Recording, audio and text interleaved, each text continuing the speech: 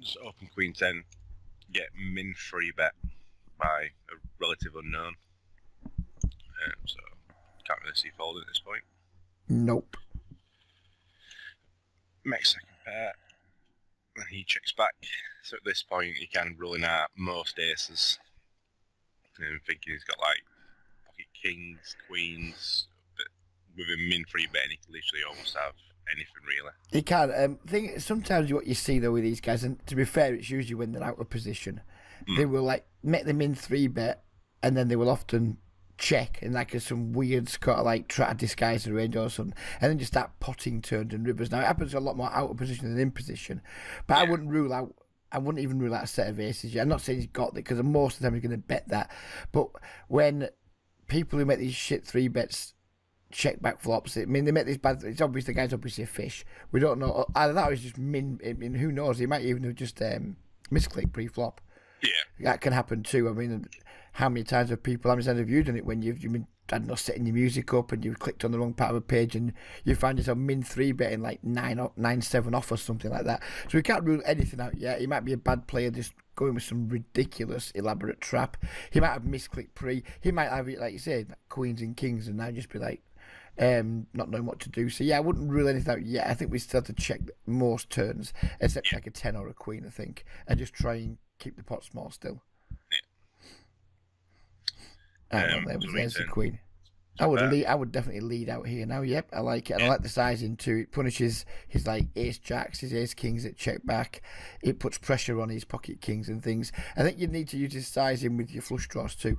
Yeah. If you had a hand like, I don't know, King X of, what could you have, King Jack of Hearts, or some kind of, you could have all your baby flush draws too, because obviously he hasn't made it big enough pre. So like all your flush draws and things here, when you do have like 9-7 and stuff like that, all of them need to use the same sizing. So yeah, I like it. I like the fact we've gone big. I think in game as well, it's works out roughly about pot size left. Is the other one. Okay. So we're going to jam a lot of bricks. See, I don't think that's a brick. I don't think that's a bad card. No. He shouldn't have too many flushes, given that he's like min 3 bet pre and then check back the flush draw on the flop, just called the turn. So I wouldn't mind still just putting it in here and getting paid off by hopefully ace king, ace jack, and just having, if he folds, he folds. I think it's a sort of spot where if we're going to check call a large bet, and we probably are going to check call a jam, I think. Even though we don't love it, I think we still have to check call the jam in this spot.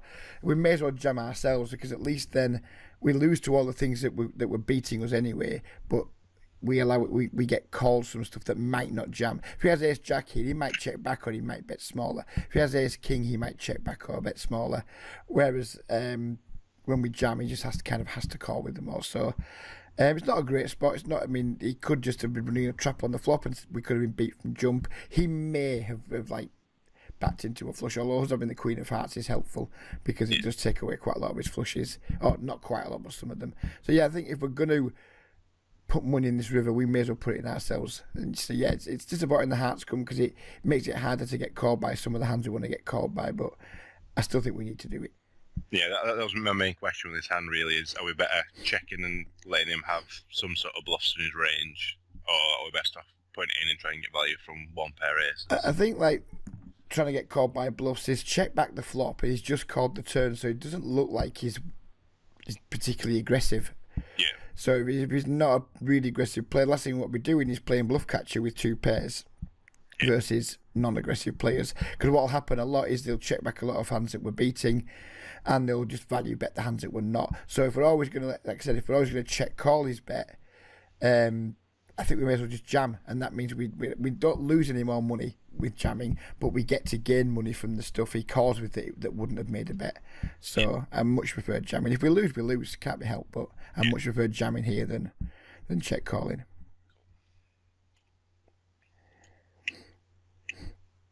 And just for the viewer, yeah. It's kind of scary how often you do that. I can't say it's surprising, but yeah. I didn't mind letting you say it was just a case of, do I check call or do I? No, the money was going in. Yeah, once we make the 2 pair, it's just a cooler. Yeah. That was the main question, really, is do we check call or bet ourselves?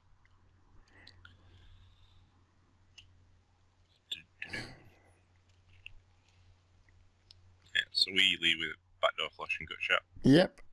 I'm on board with it. Yeah. I think it kind of needs us. Right, we've been raised, so it changes things.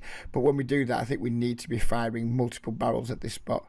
I think lots of guys have made the mistake of betting once and then just like losing the nerve on basically any turn card. It's a sort of spot where if we're going to decide to start betting, and we don't have to bet these, but if we're going to decide to start betting, we need to bet 2 or 3 streets, because people are going to have this at one pairs, a lot of like pocket 7s, pocket 8s, pocket 9s. They're going to have a lot of pair plus draws. They're going to have a lot of gut shots like us. And I think once you start deciding that you're going to put your foot to the pedal on these sort of hands, I think you need to say, well, you know what, unless something happens to change it, we're going to fire at least 2 and possibly 3 streets, because that's what you need to do to get people off pocket 8s, pocket 9s, that type of thing on these boards. But as played, he's raised us. I think I can just fold here, to be honest. Right. We have like gut shot. Well, I'm not that in love with my gut shot right now. Because to the nuts. It's not to the nuts, and if it comes and he's got the kind of hand he's representing here, he's going to slow down a lot. If he's got the over pairs or the sets, he's going to slow down. He's not as likely to have flush draws because we block the nut flush draw. Even though I'm not in love with raising nut flush draws, lots of people still are. I think we're about to call it my nut flush draws, but people still raise the nut flush draws. He can't have that because we have that blocked.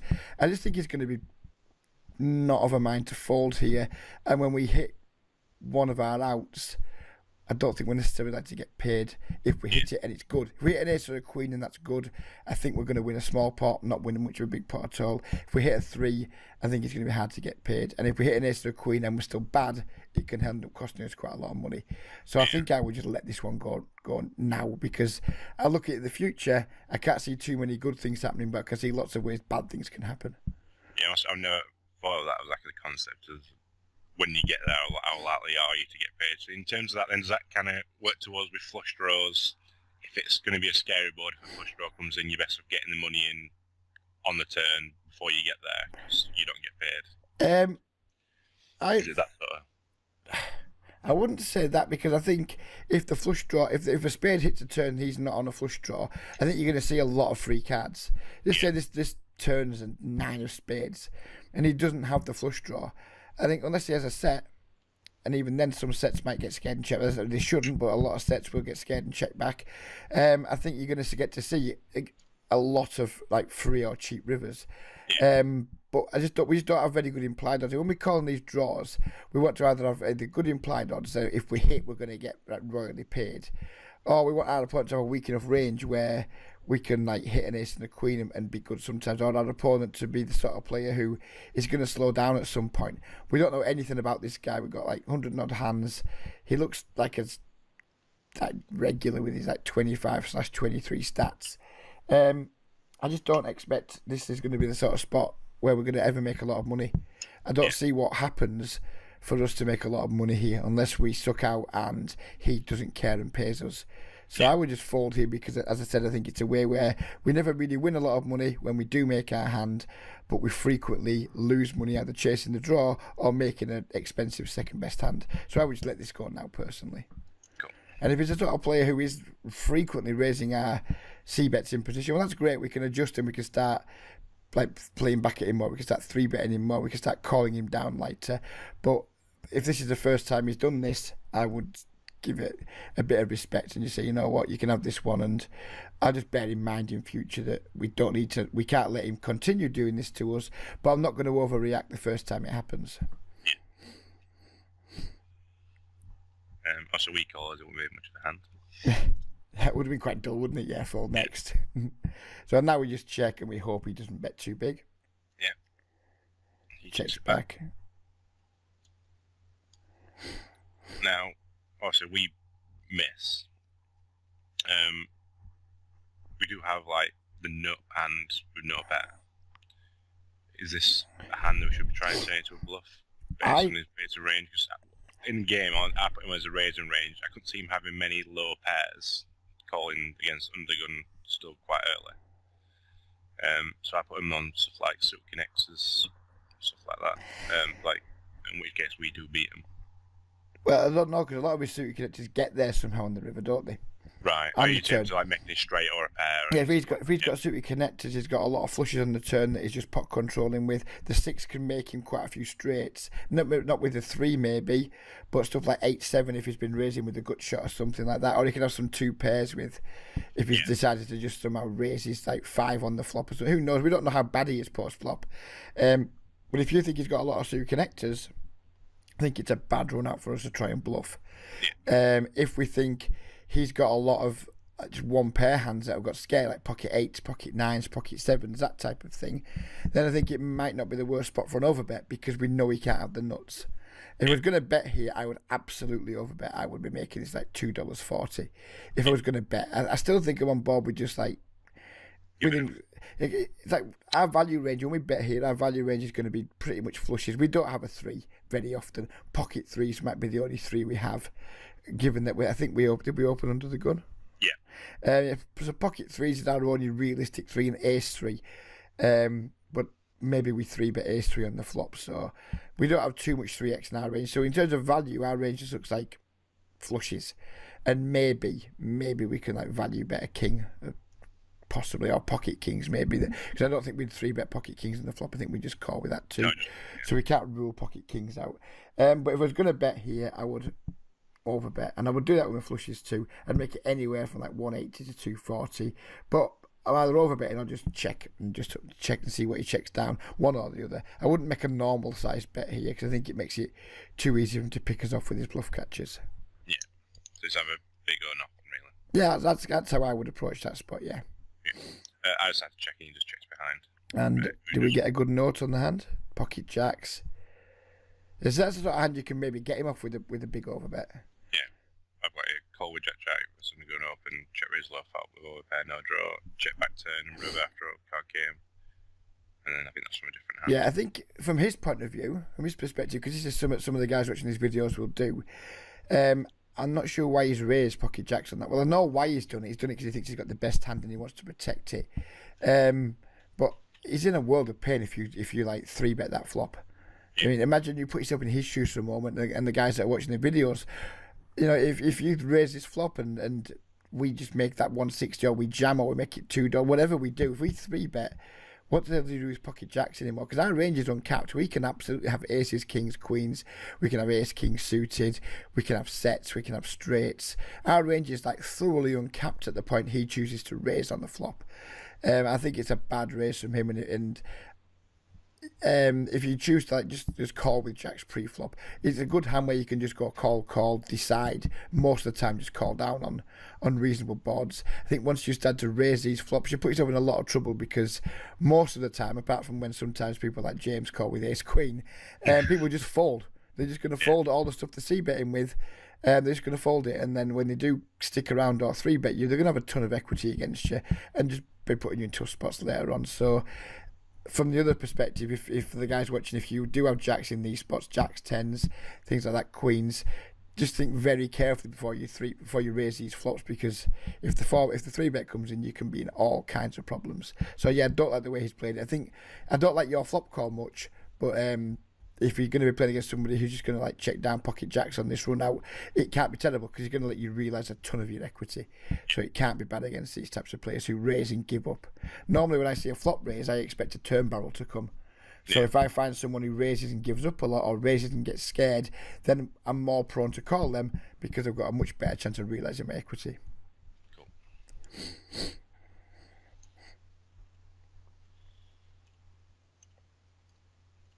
We open it, call back small blind, make second pair.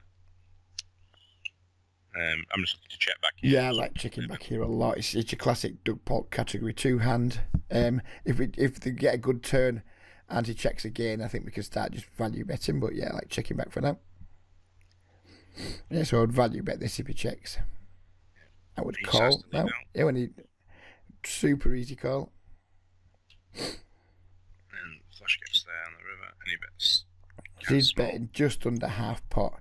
This is really close between calling and folding, I think, depending on what you know about your opponent. The more aggressive he is, the more likely I am to call, because he can have some straight draws that I've missed. Us having that queen isn't super useful here, because a lot of it's like we block some king queens and things. and some queen nines even that I guess he can have in this big blind defending range. So yeah, I'd rather not have the queen. I'd rather have like ace 10 here, or even like a weaker 10 than actually having the queen. What's this guy's aggression? Do we know much about him? How does your HUD work for like determining how aggressive he is? So that's the total aggression frequency. Right. Yeah, I would fold against somebody with an aggression frequency of 1. Even though it's a smallish bet, against someone if that aggression factor is up at like 2.5 or higher, I think we just have to call. But against someone with an aggression factor of 1, calling's not a huge mistake because it's a small pot. It's not such a big deal, and I don't think it's going to be like losing us a ton of money. But this guy, he looks kind of like he's got a pretty big gap between his VPIP and his PFR. He looks like kind of a loose-ish, passive-ish regular. But nevertheless a regular. So I think it's close. I wouldn't hate a call, but I think if we're playing really, really well on this run out exactly, I think we can find a fold. I don't think he's going to have too many flushes. I think he's going to have like quite a bit of Jack X. Maybe even he's just got a set of 3s that he's been gentle with. So I wouldn't believe for calling, but I think if I'm right on my game, I think I'll just give this one up. Yeah. As I look back in review, I don't think it's... I know we win this time, but it doesn't feel like a good call. It doesn't. I'm surprised he's turned up with that hand there. It doesn't. Yeah. Someone with a 1 aggression factor shouldn't really have too many like just gut shots in his range, because if he, I think his play's fine. I think like once he, in fact, I think his turn play is fine. Not sure about his river bet. In fact, I don't like his river bet, but.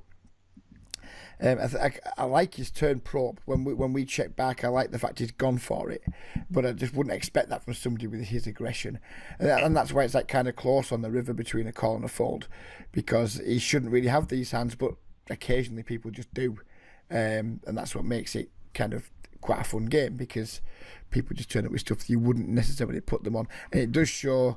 Even though it's like 270 hands, it does again show that we can't just rely on stats completely. Because I made I kind of, before I knew his aggression, I thought this is really close between a call and a fold. I saw the 1, I thought, well, if it's really close and he's passive, let's just push it into the fold territory. But it just goes to show that we need to be like really sure of our reads. And I actually like, is there a 1 when saw flop stat in Poker Tracker? That's a really good stat to have. I prefer that to aggression factor personally. There is one, I don't think I've got it on here. Okay, that's one for like any people who struggle with figuring out how aggressive people are. 1 when saw flop is a decent stat to have in your HUD. I don't use aggression factor. I tend to use 1 when saw flop, and that stat is literally what it says in the tin. It's how often someone sees, how often someone wins when they see a flop, and the range of percentage you'll see is between like mid-30s to low 50s. Anything like 44 or higher, I tend to think, we can bluff catch versus these guys at least a little bit. Anyone with like 42 or less, I tend to think, let's respect them. And it's just like, it's a useful stat to have. And I think you can either combine it with aggression factor, or you can just get rid of aggression factor, because aggression factors prove to be completely unreliable here.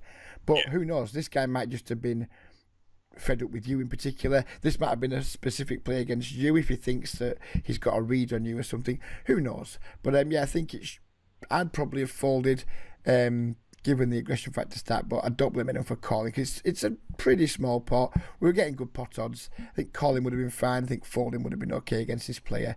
Turns out nicely for you, so happy days. It's not so much of what the result is, it's like, or if we go through the correct thought processes, that's what we should be striving to do. And if we keep going through the correct thought processes, we're going to make mistakes still going to lose hands, but hopefully we'll just be playing better in general and just thinking more about things, which is what we're all hoping to get better at. Going back to the 1 when saw flop stat, how many hands would you have on that before that becomes sort of reliable, really? Like anything else, it depends how many hands they're playing. If it's someone who's like playing 100 hands, but they've only played, say, 12% of them, it's not going to be very reliable. If it's someone who's played 35% of 100 hands, then they're going to have seen like a lot more flops. So you have to combine it with like the VPIP and the PFR, etc. And it just helps me identify who's weak tight, who's tight aggressive, who's loose aggressive, who's loose passive. It's not just, you have to marry it with other stats, because it kind of ties in. If someone's got a 1 when saw flop of, say, 55, So it looks like they're really aggressive, but they're playing 12/10. Then they're going to win when they see the flops more often because they get into flops with much stronger ranges. So you've got to like work it into your other stats. But it's a very useful stat to use. It's one of my favourite stats when I use a HUD.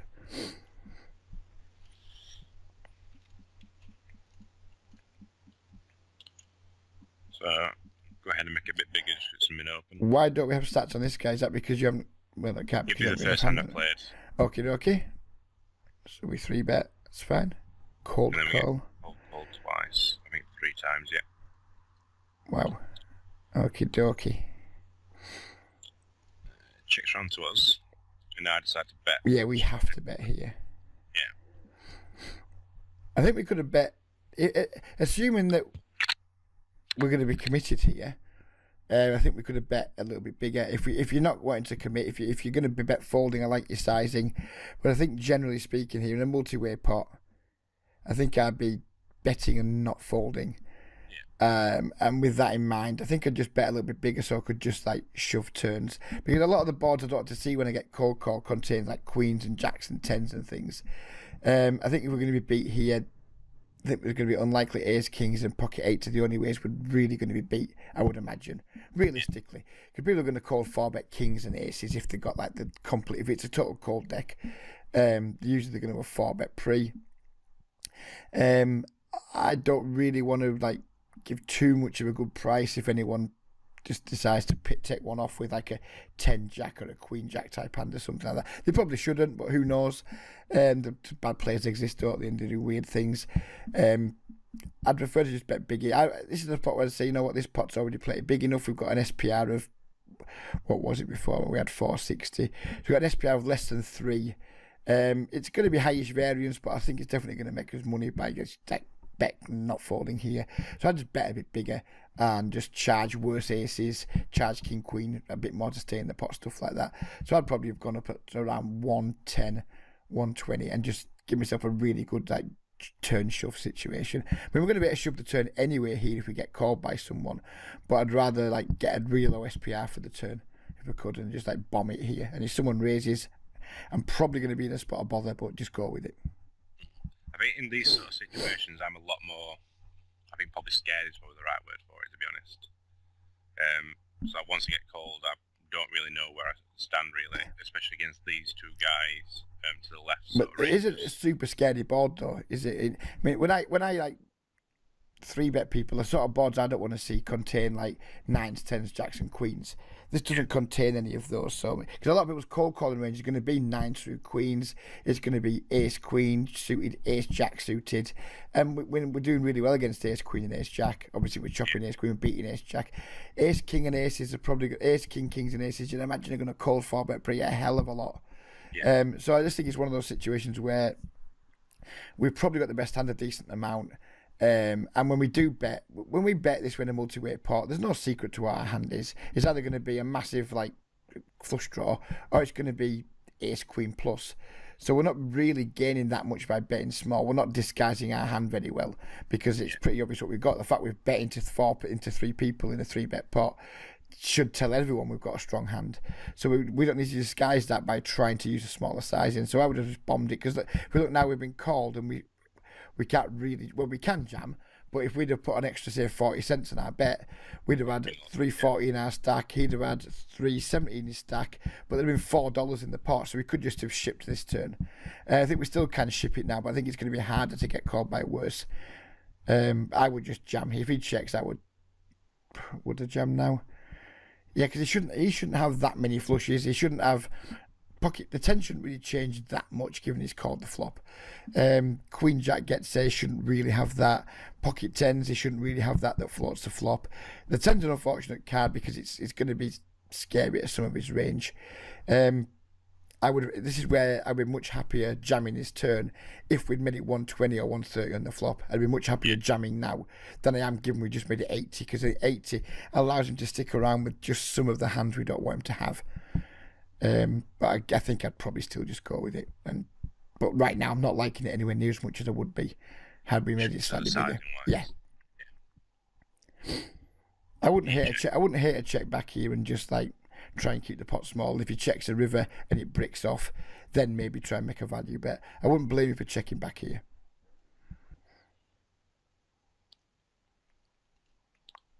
And now, now I think we need to value bet this river. I'm not sure what size. I think I'd just go with a tiny sizing here, just like King, Queen, King, Jack, all those types of time, like all these King X suited.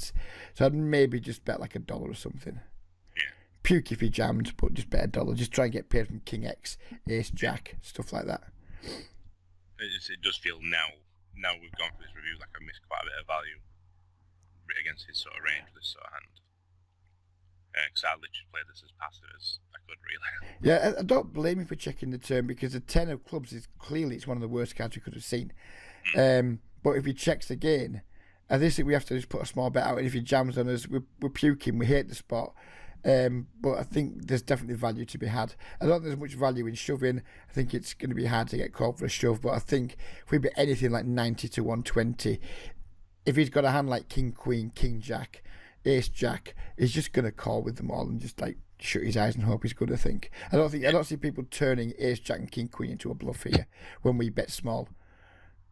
So I think we can get away with just betting small and not get punished for it. Yeah, I decided to check back, and he turns up with that, which is wow. I think he just needs to bet the river, doesn't he? I mean, what do we look like when we check back the turn? We look like we're giving up, or we look like we've got an ace. He should just do his own bidding on that river. And he should just call 4-bet pre, but anyways, never mind. 21 we don't put this in his range, so on that river there, we should really be betting value against. No, I don't think he's got pocket king. Pocket kings didn't enter. I think pre-flop, maybe if he's getting tricky. But the way this hand's played out all the way to the river, I've almost completely eliminated pocket. Until I saw pocket kings, I'd eliminated it from his range. I really had. I think he should check raise the flop. I think he should call 4-bet pre. He should check raise the flop. He should lead the river. He hasn't done any of those things. And I would just put a note on him that he's capable of turning up with very strong hands when he's taking like passive lines, because I'd completely eliminated pocket kings by this stage. The fact he's turned up with a not value bet the river is just beyond. And this goes back to earlier. Remember that the first time we talked about when if we're going to check call a bet, we may as well make a bet sometimes. Yeah. This is a prime example of that. If you go all in, he's check calling you 100% of the time. He's not folding. So if he's not going to fold to your jam and you check back the turn, he should absolutely bet this river himself, because if he's never folding when you jam, so sometimes he's going to lose to the occasional flush and to the occasional straight and the occasional set. If he's never check folding when you jam, he may as well just bet himself, giving you check back the turn. Because then it doesn't allow you to check back hands exactly like this, ace, queen, ace, jack, things like that. This is like the first hand in reverse, and this is a really good example of why when people check back turns, or when you're in a situation on the river where you think, I'm going to check call a jam, but I think he might check back some like worse hands sometimes, this is a really good spot to just do your own bidding and jam yourself. For the people who are watching the video, if they go back and watch the first hand again and listen to what we talked about, how you should have jammed with your queen 10, as it was a queen 10 hand, wasn't it? Yeah. Because to prevent him checking back with just ace x, this is exactly the same situation again. He should jam here with pocket kings to prevent you checking back ace queen, ace jack, those types of things, which you've totally done. It's a brilliant example of what we talked about in the first hand. So yeah, it's a nice hand to put in after to complement the other one.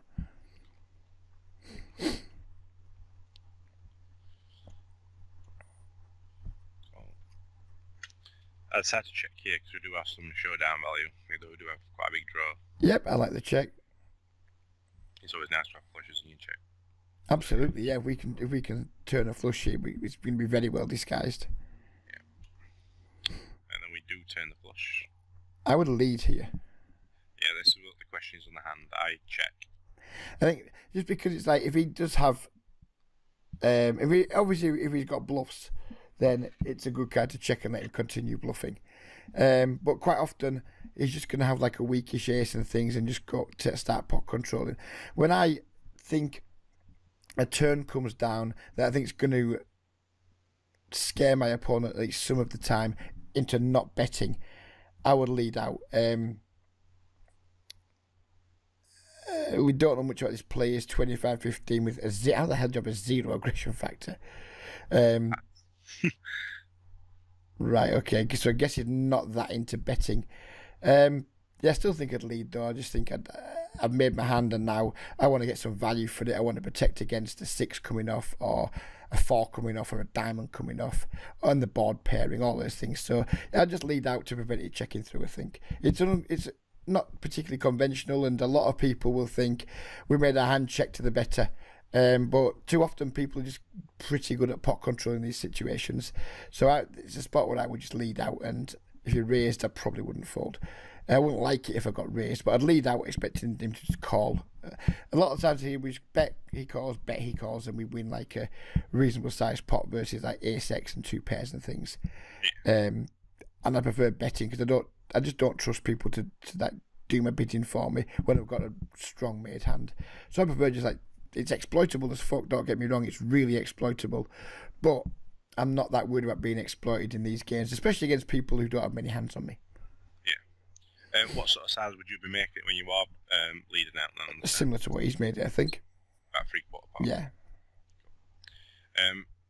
In this case where he's checking his bet, should we be raising here? I would like to raise here, yep. Again, if we raise and he gets it in, we're not loving it, but he can absolutely have sets and things and straights and what have you. So yeah, I'm not loving it, but I'd want to raise here because I want to be able to like jam the river. At this point, I'm just going to take the initiative because what I don't want to do is check call, and then river goes check, and you just balloon just fucking deflates. So I'm going to check raise here, probably to about 130, and shove the river, I think. Yeah. So I'd just call. Although looking back, I don't know why, but. Because obviously he's a lot less likely to have flush draws because we hold 2 diamonds. Yeah, well, common logic would be you want to keep his bluffs in and things. I get that, but I just don't think people are like tripling off very often in 5L games. I think they might sometimes fire 1 or 2 barrels, but I don't see. Put it this way, when I've called 3 barrels down in Micro Cash games, more often than not, they've had a really strong hand, and when they've gone bet check, they've had, which happens way more often, they just have some kind of weak showdown value. So I wouldn't trust people to fire 3 barrels as a bluff very often. Yeah. It's just a break. And then I decide to lead because I can't see him having too much value at this point. It's going to be 2 pairs or aces. We don't really want them checking back. Yeah. I think I could probably make it a bit bigger though, potentially. Yeah, I think we could, because you can when you do this, you want to try and, like, God knows what bluffs we can have here, but you want to try and represent some bluffs. And if you were bluffing here, just say you didn't have the flush, and not say this looks more like a block bet that you're trying to like stop him like betting bigger when you've got a hand like ace 10 or something like that. Yeah. If we want to represent some bluffs here, and I'm trying to think of some bluffs we can have, maybe 10-9, something like that. Maybe we have like some kind of like 10-9, red or something that isn't blue. So if I had 10-9 here and I decided that I just wanted to put a ton of pressure on some of his like bluffs that are better hands, so just say he's been bluffing here with King Queen or something like that, who knows what, but just some bluff that's better than 10-9. I think I'd want to bet much bigger. I think I'd be like, if I'm going to bluff here, I'm going to pot it. So, if I'm going to bluff using much bigger sizing, I'd probably value bet using much bigger sizing too. So, it's an unconventional line you've taken, that is for sure. I think check raising the turn would have been better. I think leading the turns would have been my option. But I think if we think he's going to bet, check raising the turn's pretty damn good. This is unconventional, it's weird. If you get raised, you can't fold because you're taking such a weird line. You cannot fold to a raise. But I think if you're going to take this line, I think just bet much bigger. You just get more value. And he says to call, I think it's 2 pairs, if I remember rightly. Yeah. So obviously you can get a lot more value by betting bigger on the turn, like leading the turn. Yeah, mate, if we check raise that turn, he's going to have a hard time getting away because he's got 2 pair blind versus blind. And then jam the river. He might fold then, who knows. But yeah, I don't think you've done anything wrong. You played the hand in like a very conventional manner till the river. I have no issue with it. I just think we can make ourselves harder to play against by leading the turn sometimes, check raising the turn sometimes, or like leading the river for a much bigger sizing. I don't think you've done. I can't fault anything you've done. Everything you've done like makes sense, but I wouldn't have taken that line exactly. But when we make There's flushes, more value to be played other ways. yeah, it's hard to like nitpick because we want like a reasonable sized pot, and it's hard to like get things too wrong when we make strong hands. It's just a matter of could we have got more value, and I think we absolutely could have got more value here, but never mind. We live and learn. Well, that's the reason why I'm asking. So Yeah, of course, yeah. So. Human raises, we just call. He checks back on this flop, so you're not really giving him many kings at this point. No. What I like to do in these spots is overbet my entire range. And these in these tiny pots when players check back on like pretty much any board. I don't think people are checking King X back very often. They're going to be checking back a lot of ace highs. They're going to be checking back a lot of like weak pairs, like I don't know, pocket fours, or maybe they're checking back like ace three, stuff like that. So I think we can overbet this turn because look how small the pot is. If he's got any kind of hand that wants to call, he's going to call 30 cents, no bother. I think people make a mistake here by they just let lead out for 10 cents and things, and I just think you're missing value, and you're not really putting too much pressure on him. I mean, imagine we don't have ace 9 here and we think he's weaker. Imagine instead we have 8-7 offsuit or something like that. Again, we can bet 30 cents here at 30 to 35. We can get him to fold a decent amount, but we also get decent value. I just think in general, in these spots where people, and these are very common spots these days in these games where people min raise buttons with super wide ranges, check back flops. I just think having like an overbet range for the turn, because it's such a small pot with like a lot of like thin value and just flat out air balls, isn't the worst strategy to have. It makes you much harder to play against. And it's not it's not a particularly expensive way to make it. So if you get caught bluffing here, big deal. It's not a big deal, but you can get like lots of value with your 9x here. You can get lots of value with even like worse hands maybe. If he is like pot controlling pocket sixes, he's not going to fold this turn for 30 cents.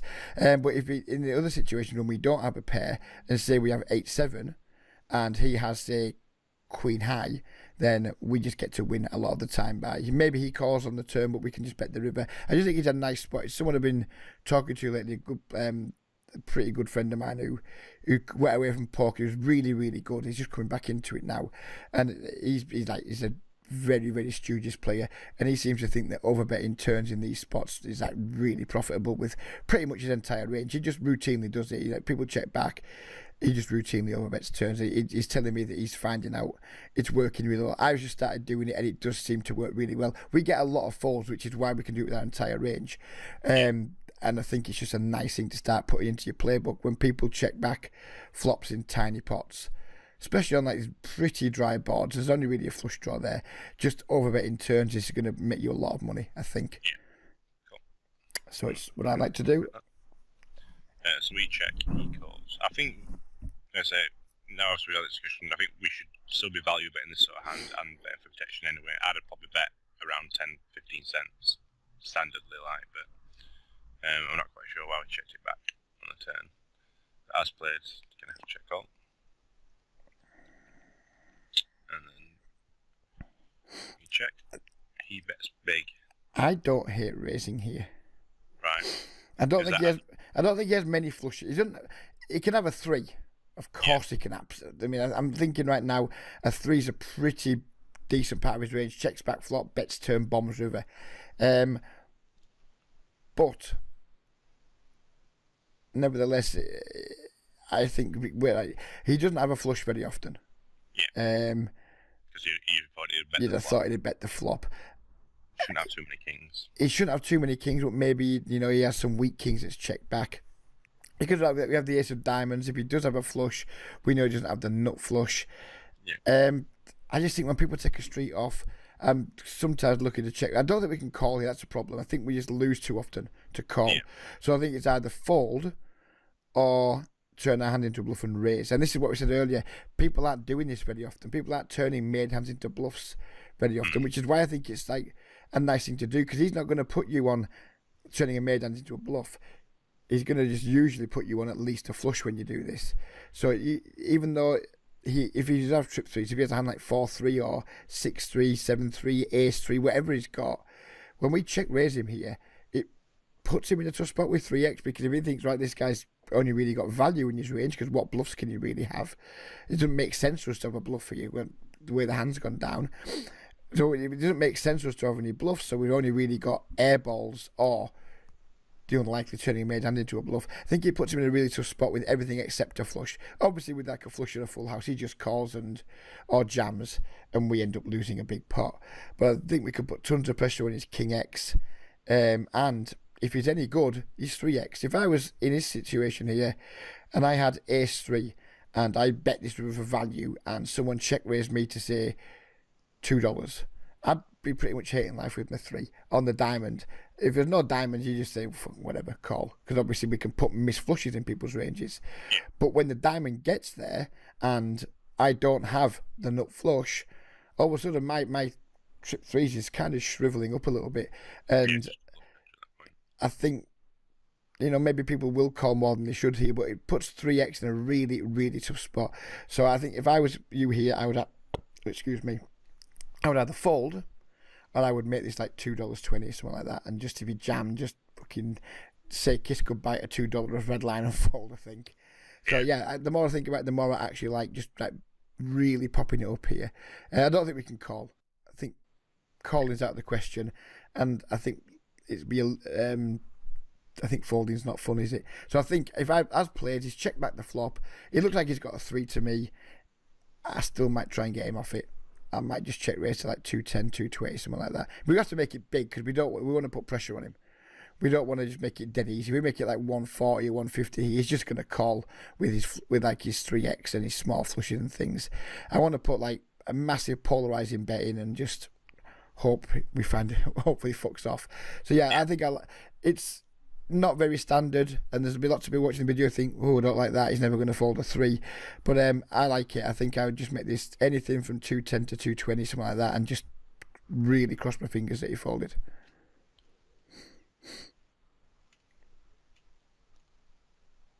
He wouldn't have folded that. That is, and again, that is a bonkers check back. I understand, I like it. I wouldn't expect it though. In these games, I expect people just to bet the top pair on flush draws. If I was him, I would have bet for sure. For value and to build a pot for when my diamonds come. And if I get raised, I don't care. Like, whatever, top pair, flush draw, let's go. So yeah, I would have. This is like the second hand. I would have lost a lot of money with the line I would have taken. It's the second time someone's turned up with a hand you wouldn't expect them to. Like with the pocket kings earlier. So are these games typically this passive, or are you just finding some really interesting hands? Yeah, it's quite a lot of tight regs, and it's literally, you don't see many aggression factors over 1 or 2, really. Wow. I've seen probably one that's got 6. He's like 50-45. I mean, he's just checking. If he's checking back this, he's checking back way too many hands. I mean, he has a crystal clear value bet. I mean, to use the Doug Polk stuff, he's got a category 1 and a category 3 here. He's got everything.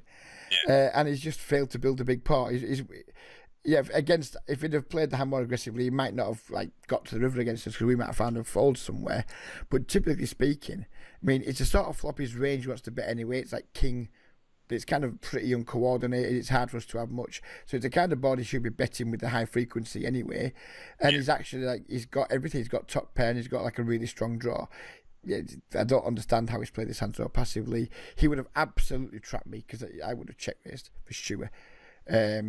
So yeah, I guess that hand makes me look silly, but I still think the points we discussed are worth discussing. Range. Yeah, I think they're definitely worth discussing. Yeah, it's the second time I've kind of misread someone's range, but that's just one of those things. I'm kind of going with population reads more than I am stats, because I think generally population reads are more reliable. You're just happening to find some hands that are confounding that, which is good, because it gives us two sides of the debate. It gives us the actual chat about his range, and then it gives us still need to be careful against small sample sizes, because people could turn up with stuff you wouldn't expect. So yeah, good stuff. How many more hands do we have, sir?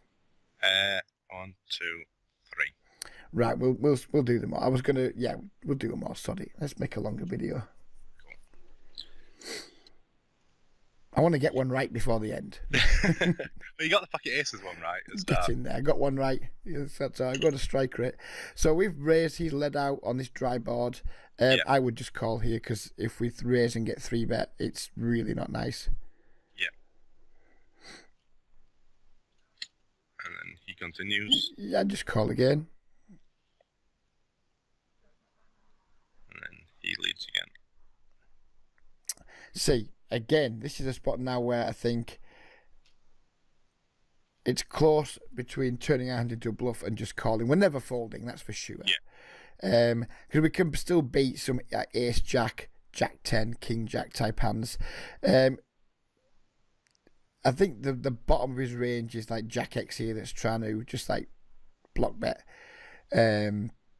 But he can also just have all the sets, like all the flop sets at least. I don't expect him to turn up with a straight very often. Like what 7 does he have? 6-7 maybe. About the only 7 I can see him really having, or some kind of jack 7 suited maybe. Again, this is a spot where I'm torn between raising and folding because we are nice and deep. We can put like a really juicy raise in here, I think, some of the time at least. Although depth doesn't matter as much on the river, I guess. But it just gives us the opportunity to do lots of different things. Call or raise? That is a question. Is that he's got like an infinite aggression factor? Is that what that little sign means? He's only 14 hands though, so he's probably betted 3 streets once, I would imagine. Right. Or every action he's had, he's bet. I think we can just call in it. If we think he might be aggressive, I don't think we need to bluff as often. What I'm thinking, can we get him off like a set of 6s or a set of 3s here by raising? But if he's like the more aggressive type, then maybe he just has some random fucking who knows what in his range as well.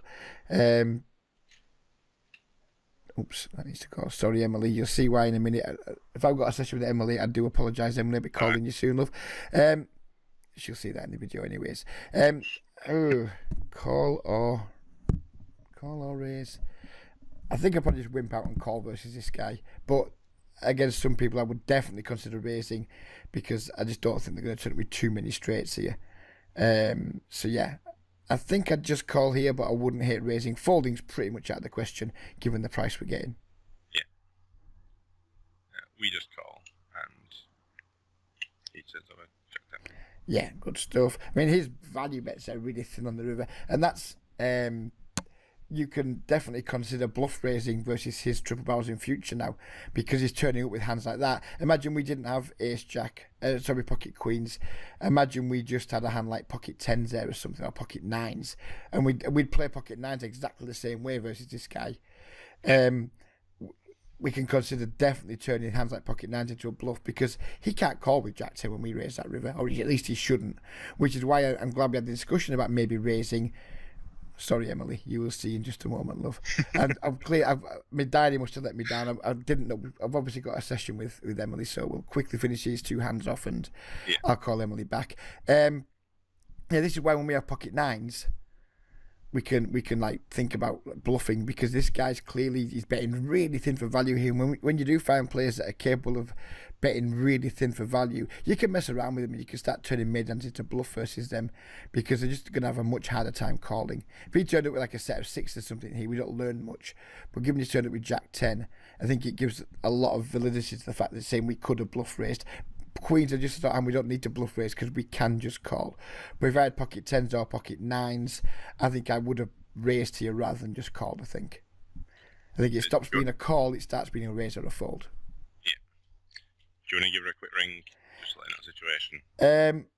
Tell you what I'll do. I'll just drop her a quick message and then get back. So here we go. We've got king, queen. We've raised. I think this is another pretty easy check. Yeah. He checks back. I still think of checking, personally. And I don't like it, but I'm calling. Yeah. And that's not a great river. No. I think we could just fold here, no problem. I think you played the hand fine. It's like, again, to use like the upswing or the post-flop engine or post-flop game plan, whatever it's called these days. On the flop, it's a bog standard category 2 hand, check call. He doesn't bet. Turn, it's still category 2. We check call. River, it's still category 2. But it's not one of our stronger categories. It's an okay category 2. If he'd have bet much smaller, I think this is how I deal with these types of hands. If he bets really, really big, I tend to just fold. If they bet pretty small, I'd just call.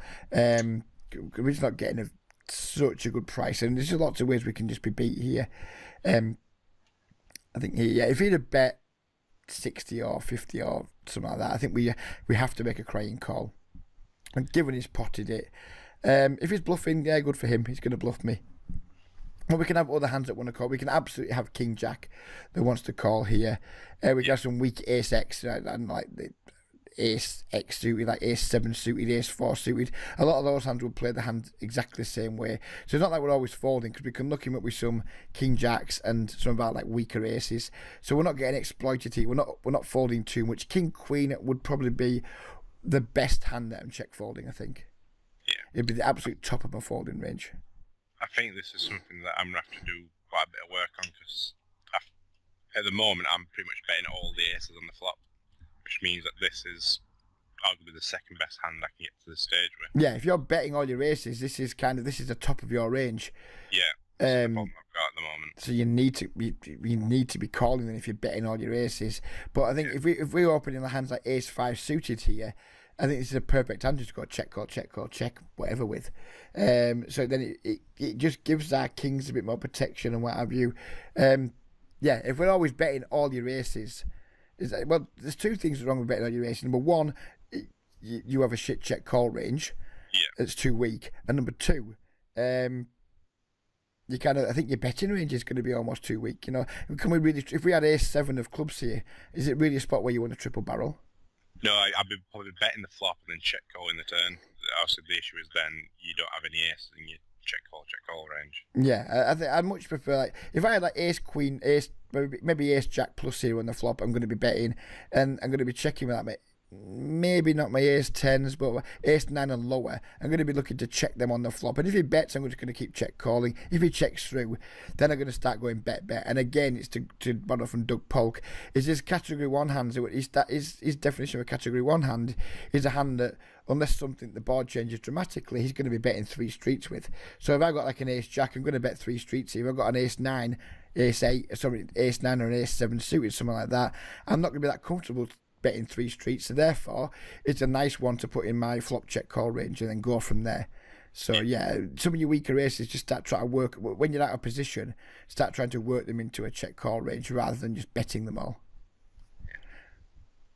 Then you're going to be able to call these 3 barrels way more efficiently. He got there, never mind. That makes a lot of sense too. He's checked back the flop, he's bet the twos, and it's why we don't want to call these river bombs, because I don't think many players are like bombing rivers in these games very often. With like they're going to be quite polarized when they do, but they're going to be heavily weighted to value and not that many bluffs, because most of his bluffs just start betting the flop if he's got flush draws and things or complete air balls. But I don't think people wait to like.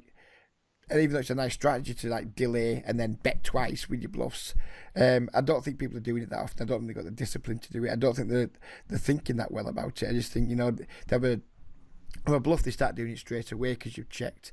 And when people bomb the river, I tend to give it tons of respect until I find a way to look them up and find out that actually their river bombs aren't worth respecting. But I don't try and find out with second pair. I'd wait till I've got like a reasonable hand to look them up with.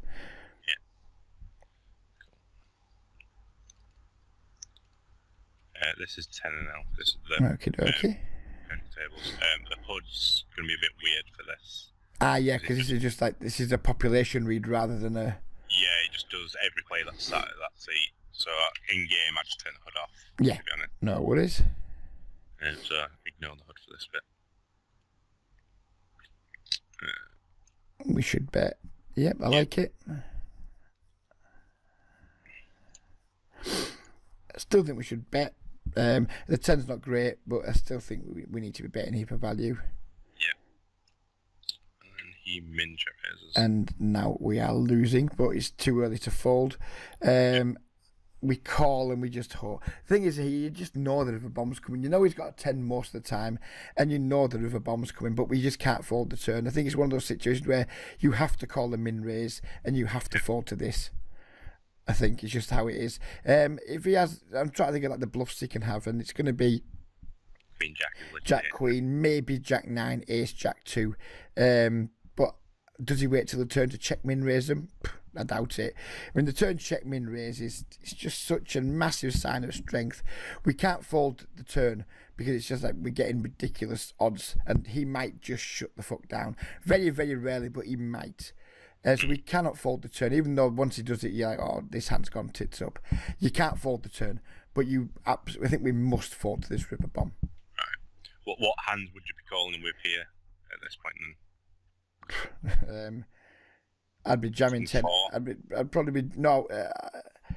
My only hands for calling here would be like the hands that are just like slow played on the turn. I've folded all of my kings. And like, if I've got a 10 and I've been check min raising the turn, I'm calling just to allow him to do this if he is ever airballing, just to give him a chance to continue bluffing, not because or anything else, not to try and like protect my range or anything. Just I don't think he's bluffing here, but if I've got a 10, say I've got ace 10 or queen 10 or 10-9 or something, I'm just going to call this the turn, because if he has got any random bluffs, I don't want to get him off them, and you know, he gives him a chance to like bet this river. But I'm not going to with the ace 10 I'd raise this river. With queen 10 I'd probably just call still. I think it seems like quite weak tight, but this line, it just reeks of strength. It just, I mean, if he turns up with some bluffing again, I'm going to look like a dick. But it just utterly reeks of strength. If you were to like filter the population's stats for check call flop, check min raise this turn, and bomb river, I think calling with ace king would be an enormous losing play here. You'd be hemorrhaging money. So I would fold this ace king, and I would only call with like 10x and better. Yeah. And I wouldn't even like it. If I had like 10-8, 10-9 here, I wouldn't like it very much. It did feel horrible. Yeah, it does. It just you can't fold the turn because there's that like very ridiculously small chance he might just be fucking around and giving up. But check min raise turn bomb river, it's just going to be a 10. I don't want to say all the time, but in enormous percentage of the time, it's just going to be some bad player like just turning his hand face up. That's it, Paul. That's a lot. Is it? Excellent stuff. Thank you very much, sir. I hope everyone's enjoyed them. And we'll be back again next week, hopefully sometime with another bunch of hands. Cheers, buddy. Take care, Paul. You too.